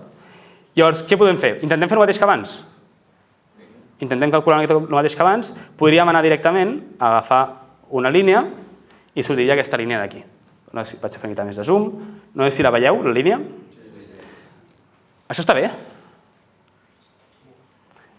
Un científic això no ho donaria per bo, perquè fixem-nos que estem intentant ajustar un comportament que sabem que no és lineal a una cosa lineal. Per tant, això no pot donar bé. El pendent d'aquesta recta serà més petit del pendent, almenys el pendent proper. D'acord? Aleshores, el que hem de fer és, en lloc de fer això, és plotar només les primeres d'aquí. Per tant, plotaré només aquestes d'aquí, d'acord? Plotant només aquestes d'aquí al principi, el que faré serà intentar calcular amb les supernoves més properes quina és l'expansió de l'univers ara mateix. D'acord? Tornem a fer-ho. D'acord? I això, dintre el que cap, sona prou més recta. D'acord? I a veure si ara ens deixa. Linear. No ens deixa, no passa res. Torno a deixar el micròfon al terra. I tornem a fer el mateix abans, d'acord? Tornem a calcular la constant de Hubble, ara amb dades millors, d'acord? Linear estimation. I ho farem només amb les galàxies properes. Si ho féssim amb les galàxies més llunyanes, això quedaria amb una cosa massa lenta. D'acord? I tornem a dir-li... A veure què dona. Dona 66 km per segon partit megaparsec. Això està una mica allunyat dels valors reals, d'acord? Està bastant malament, d'acord? Però bueno, la física mai surt res a la primera i estem fent una demostració divulgativa. D'acord? Per tant, tenim que l'expansió de l'univers és 66. Ara mateix, per supernoves, s'estima que és un 71, més o menys, ara en parlarem millor. I podem tornar a calcular un altre cop l'edat de l'univers, un altre cop amb aquestes unitats raríssimes que els agraden als astrònoms, que són els megaparsecs segon, i ho passem a les unitats que toca, d'acord? I així és com calculem avui en dia, aproximadament, quina és l'edat de l'univers. I ens dona 15 milions d'anys. 15.000 milions d'anys. Així, d'acord? Acabem de trobar en Microsoft Excel, gràcies, Clippy, quina és l'edat de l'univers. Així és com es calcula. Calculant l'expansió actual i interpolant amb aquesta regressió lineal. Sí? Té menys misteri del que pensava, És poc misteriós. Realment, quina és la... És 13,8 milions d'anys. Per tant, ens hem mogut d'uns 1.000 milions. Bueno, no està mal. Això en instàncies... Molt bé. Alguna pregunta? Hem parlat de l'expansió accelerada. Quin és el problema ara? Per què és accelerada? Doncs recuperem una mica abans el que deia Einstein, recordeu al principi de la xerrada, que hi ha aquesta atracció gravitòria que farà que les coses col·lapsin, però el que va fer ell és, perquè no col·lapsessin, fer que una mena de força del buit que fes que hi hagués una repulsió. D'acord? Doncs Einstein no estava tan malament, perquè de fet és el que hem hagut de fer un altre cop. Hem hagut de tornar a afegir una constant cosmològica, una repulsió del buit, per intentar entendre que l'univers s'està expandint cada cop més ràpid. D'acord? Què passa? Que el que fem és dir, d'acord, el buit no només s'expandeix, sinó que hi ha alguna cosa en el buit mateix que vol expandir-se, vol fer una repulsió del buit. D'acord? Què vol dir això? D'acord? Però la idea mental és aquesta. D'acord? Aleshores, què passa? Que a mesura que l'univers s'expandeix, cada cop hi ha més buit. I per tant, si cada cop hi ha més buit, cada cop hi ha més repulsió. I per tant, cada cop és més ràpida l'expansió. Per tant, una manera d'entendre l'expansió accelerada de l'univers és afegint una constant cosmològica, una energia fosca, una mena de repulsió del buit, que a mesura que es crea més buit, cada cop fa fent que l'expansió sigui més i més ràpida. D'acord? Preguntes? Aquesta expansió què és? Una força o una geometria? Si agaféssim, per exemple, a partir de la constant cosmològica, és senzillament aquell terme extra que es fica en les equacions d'Einstein, podríem entendre-ho com una cosa geomètrica pura i dura. Però, normalment, els físics intentem entendre què hi ha darrere d'aquest terme que està allà, perquè està allà i no és zero, que és el que fa que hi hagi un terme que no sigui zero. Llavors, aquí és on entra maneres d'intentar entendre què és l'energia fosca. Preguntes? I si no, intento respondre-ho. Se sap més o menys fins quan arribarà el punt que pararà d'expandir-se? Clar, la cosa és que justament l'expansió és accelerada. Llavors, aquests dos casos anteriors que Friedman havia fet de l'expansió que es feia, després es contreia, o el que era cada cop més lent però anava expandint-se, això està outdated, està fora de... ja s'ha acabat, està caducat. Ara mateix sabem que l'expansió és accelerada i l'única manera de fer-ho és que hi hagi una constant cosmològica que fa que aquells exemples ja no serveixin. Ara l'expansió cada cop és més ràpida, cada cop s'expandeix més i més i més i més i més. Per tant, mai tornarà... Si tot segueix com pensem, mai tornarà a col·lapsar. I llavors cada cop estarem més lluny de tothom i estarem més sols de l'univers. Digue'm. Hi ha estudis del Price, això que se quedaria tot gelat, alguns, no? Sí, el Big Freeze i el Big Crunch. Seria més Big Freeze. El Big Crunch està ja una mica... no té bona opinió. El Big Freeze podria ser, sí. Sí, exacte. Amb un petit pulsim, l'energia fosca, amb aquesta energia del buit, d'acord, bé, ja té un origen més quàntic, d'acord? És a dir, el buit en física quàntica no està buit, d'acord? Encara que no hi beguem llum, hi ha un camp electromagnètic que, per exemple, està excitant-se o fent coses quàntiques. Aleshores, no entraré molt en detall, d'acord? Però el que hem d'entendre és que en física quàntica el buit no està buit, sinó que aquest buit té una certa energia intrínseca, d'acord? Que, de fet, pot arribar a ser infinita, si no ho fas bé. Aleshores, el que s'utilitza per entendre aquesta energia fosca és intentar entendre aquesta energia del buit intrínseca degut a, com ens deia la senyora al principi de tot, que hi ha partícules que estan creant i destruint de manera instantània i això té una certa energia. Llavors, el problema que hi ha molt gros és que aquesta energia de la física quàntica és enormement més gran de la que sabem que en realitat ha d'haver-hi. Si l'univers tingués l'energia fosca que creiem que té de la quàntica, l'univers ara mateix seria ja... Bueno, no vull dir-ho.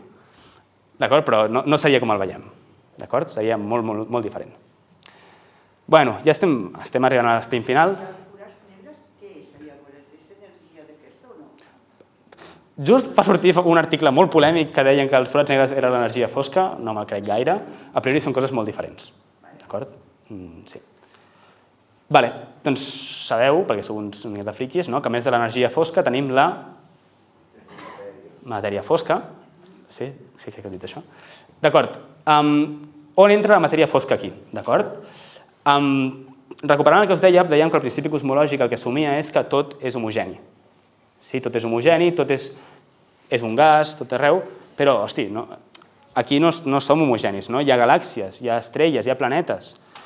Com es passa de la homogeneïtat a la clarament inhomogeneïtat? Si tot fos homogeni, per què es formen galàxies? Tot hauria de seguir sent homogeni tota la història, senzillament cada cop més i més diluït. Si hi ha inhomogeneïtats és perquè hi havia una zona on hi havia una mica més de matèria que va atreure una mica més de matèria del seu entorn i això va anar a poc a poc, col·lapsant fins a formar galàxies. D'acord?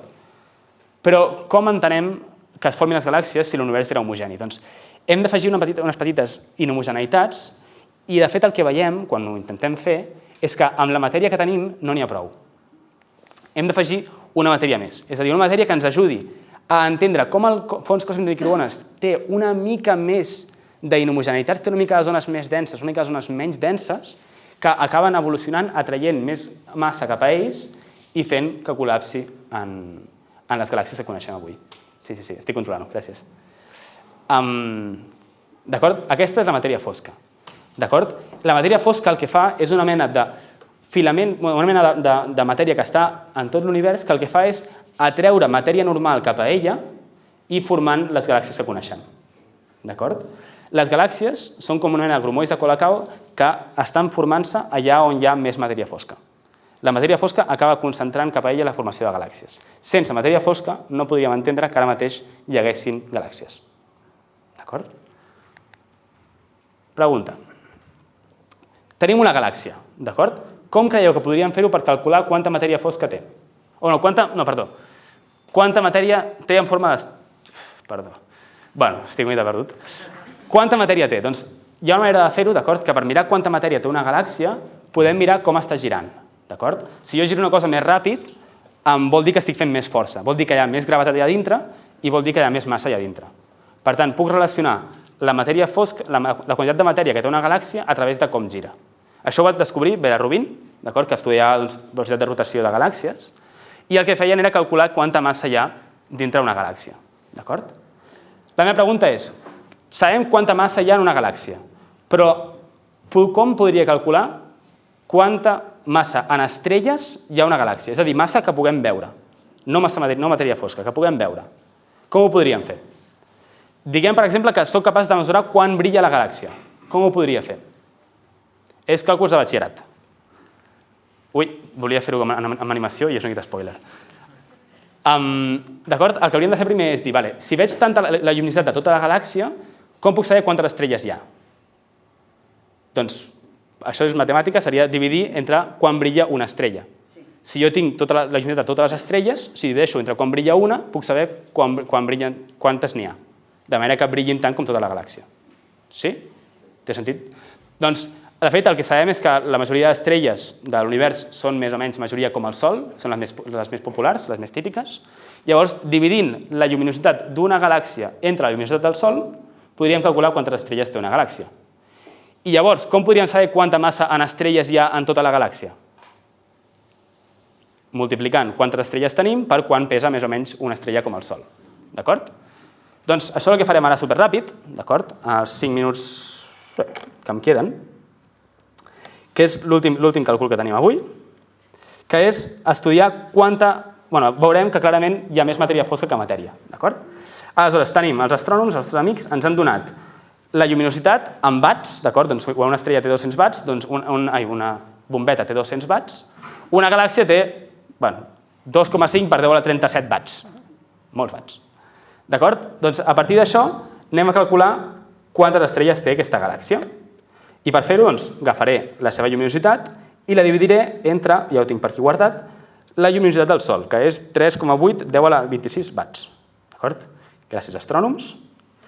I trobem que una galàxia té, molt aproximadament, 66.000 milions d'estrelles. Números així ràpids. Quanta massa en estrelles hi ha una galàxia? Fixeu-vos que aquí tinc la massa total, d'acord? La massa que puc trobar de la galàxia, tant la que veig com la que no veig, gràcies a les corbes de rotació, d'acord? Que és aquest 4 per 10 a la 41. Si jo agafo el nombre d'estrelles que hi ha i la multiplico per la massa d'una estrella, com el Sol, per exemple, què trobarem? 1,3 per 10 a la 41. Per tant, que la massa total en quilos d'una galàxia, que era aquella que estàvem veient abans, és més o menys, anem a dividir-ho, 3 cops la massa que hi ha estrelles. És a dir, si jo calculo a partir de quan veig quanta massa en estrelles hi ha, no hi ha prou estrelles com per que coincideixi amb com de ràpid està girant aquesta galàxia. Amb un full d'Excel. Matèria fosca, l'hem descobert. Per tant, la física important es pot fer en Excel. D'acord? I de la mateixa manera que ho fem amb aquesta galàxia, podem fer-ho amb moltes galàxies diferents. Ai, esclar, perquè m'hauria de ficar el dòlar. No m'agrada gaire l'Excel. I no.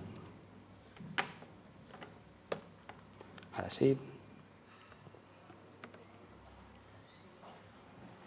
I podeu veure que en tots els casos el ràtio varia una mica, a vegades és 3, a vegades és més, d'acord?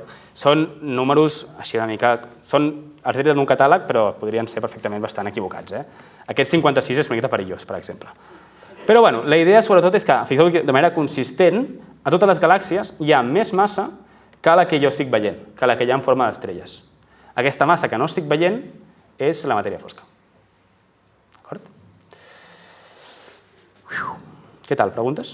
Pregunta. És residual, en grunes. I el forat negre no és relevant? Sí, molt bona pregunta. I la veritat és que no t'ho sé respondre. Bona pregunta, no t'ho sé respondre.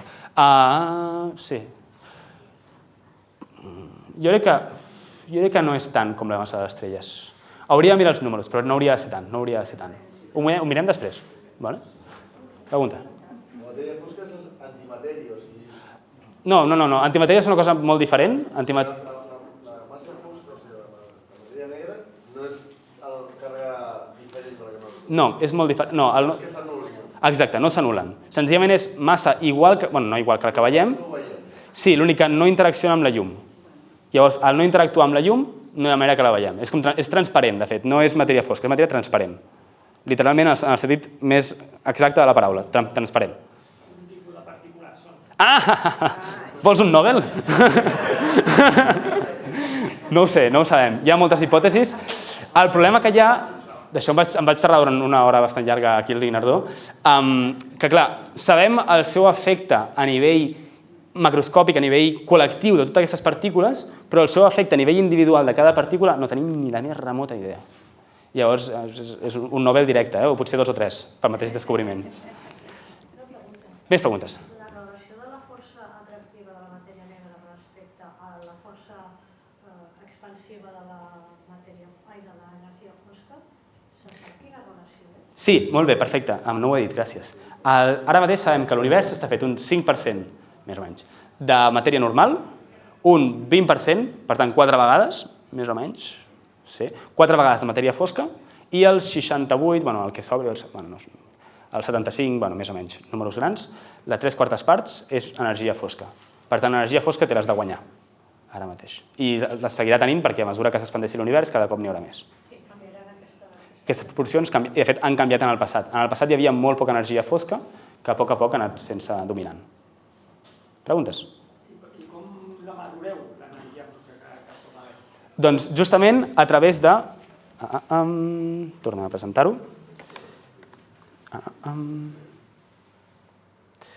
I de fet, molt bona pregunta. A partir d'aquesta corba d'aquí, d'acord? Quan baixi aquesta corba, m'està dient quina diferència de velocitat hi ha entre l'expansió actual i l'expansió antiga. Llavors, si per exemple la corba és més pronunciada, això voldrà dir que ara mateix hi ha una expansió més ràpida, encara més ràpida que abans. I aquesta té una relació claríssima amb quanta energia fosca hi ha. Doncs justament d'això. Més preguntes? Però com pot ser que augmenti l'energia fosca? A partir de què? De matèria? On surt? Clar, és energia pròpiament del buit. Llavors, com s'entén? Doncs, per exemple, si hi ha més buit, la idea és que pot haver-hi més creació de partícules antipartícules que es vagin creant i destruint. I llavors, al ser una cosa intrínseca del buit, si jo m'expandeixo, cada cop hi ha més buit. I per tant, cada cop hi ha més creació de noves partícules i antipartícules, més espai perquè n'hi hagi, i per tant hi hauria més energia fosca. D'on surt? Una cosa important és que en cosmologia l'energia no es conserva. Això és una cosa que és una mica shocking, però no es conserva i no s'ha de conservar. Perquè no fa falta. Sí, hi ha altres condicions, però...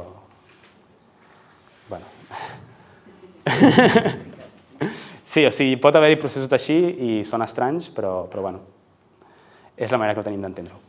Ara mateix no sabem ni de què està feta l'energia fosca, per tant, no tinc resposta clara. Hem d'acabar ja, d'acord, que són 3/4.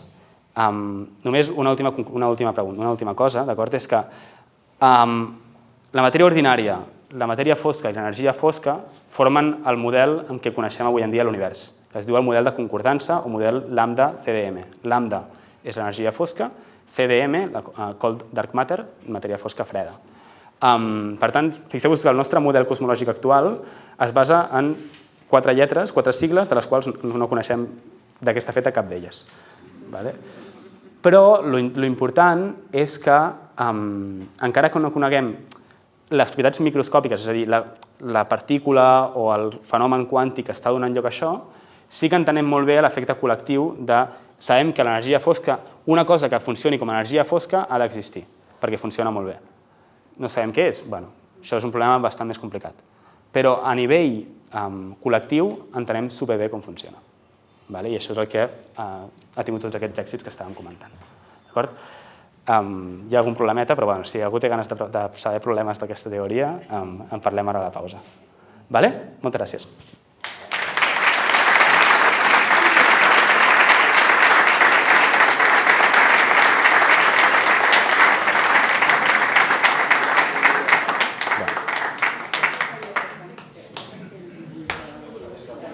Si hi ha alguna pregunta, endavant, però... Un parell de preguntes, d'acord? I disparem. Tinc una pregunta en relació a la variació de la forma de microones. Sí. Com és possible que encara ens estigui arribant, si en el moment en què l'espai es va fer transparent, l'expansió de l'univers no era superior a la velocitat de la llum, ja ha passat molt de temps, com és possible que encara ens arribi de fons aquesta radiació? No tenia que haver dissipat ja l'espai? Molt bé, molt bona pregunta. De la mateixa manera que quan nosaltres mirem molt lluny veiem galàxies cada cop més llunyanes, si jo, per exemple, volgués veure una galàxia molt llunyana, que estigui més... hauria d'esperar més temps per esperar que la llum arribés d'aquesta galàxia. Oi? Estàs d'acord? Però la seva llum em seguiria arribant perquè hi ha més... O sigui, perquè com l'univers és infinit, l'únic que he d'esperar més perquè m'arribi, la llum em ve de més lluny, però m'arriba... En aquest moment m'està arribant llum més llunyana, més antiga cada cop, però sempre hi ha una galàxia que m'emeti llum que m'arribi ara mateix i que sigui la primera llum que m'arribi seva, entre cometes. Això sí? Sí, això ho entens? Aleshores, de la mateixa manera que sempre podré trobar una galàxia que, mirant prou enrere amb el temps, m'estigui emetent llum en aquest moment, sigui la seva primera llum, sempre podré trobar un espai prou llunyà en l'espai i prou llunyà en el temps, de manera que el que estigui veient sigui aquest primer instant on em va enviar la llum del fons còsmic de microones. És a dir, la llum del fons còsmic de microones les veiem sempre, però cada cop ens arriba de més lluny. Cada cop ha trigat més temps en arribar-nos, però sempre en veiem perquè, senzillament, la llum que ens l'emet un fons còsmic de microones més llunyà, entre cometes. Sí? Més o menys? Bueno. Podríem arribar a... Imagina que d'aquí a 1000 anys, per exemple, ens arribaria la primera llum. Clar, justament el problema que tenim aquí és que, com us deia, la radiació de fonts de microones, quan s'allarga més, s'estira més la radiació. Llavors, hi ha un problema bastant important i és que la llum abans del fons còsmic de microones no podia viatjar lliurement. Què passa? Que estava l'univers, en lloc de ser àtoms, estaven nuclis i electrons per separat i llavors la llum tota l'estona estava xocant amb aquests nuclis i electrons que tenien càrrega elèctrica. Va ser quan va desaparèixer la càrrega elèctrica que va poder viatjar lliurement i arribar-nos fins ara. Llavors, arriba un punt en què la llum ja no podem veure més enllà. I llavors hem d'utilitzar neutrins o ones gravitacionals. Aquestes ones quina naturalesa tenen? Electromagnètica o...? Sí, electromagnètica. Sí. Com la llum. És llum amb longitud d'ona més gran. Amb freqüències més llargues. Sí, de fet, és la de la tele, més o menys. Sí, de fet, això els hi passava a Penzias i Wilson, que van ser qui van descobrir això, quan tenien la seva antena supergrossa de ràdio, que per fer telecomunicacions, el que es van veure és que hi havia un fons que no estaven aconseguint esborrar. I pensaven que era una cagada de paloma, van anar de l'antena de cagades de palomes i no l'aconseguien esborrar. Fins que va venir un físic i va dir, això potser que esteu veient és el naixement de l'univers. Molt bé. Si us sembla, podríem continuar la discussió fora. Ara farem una petita pausa.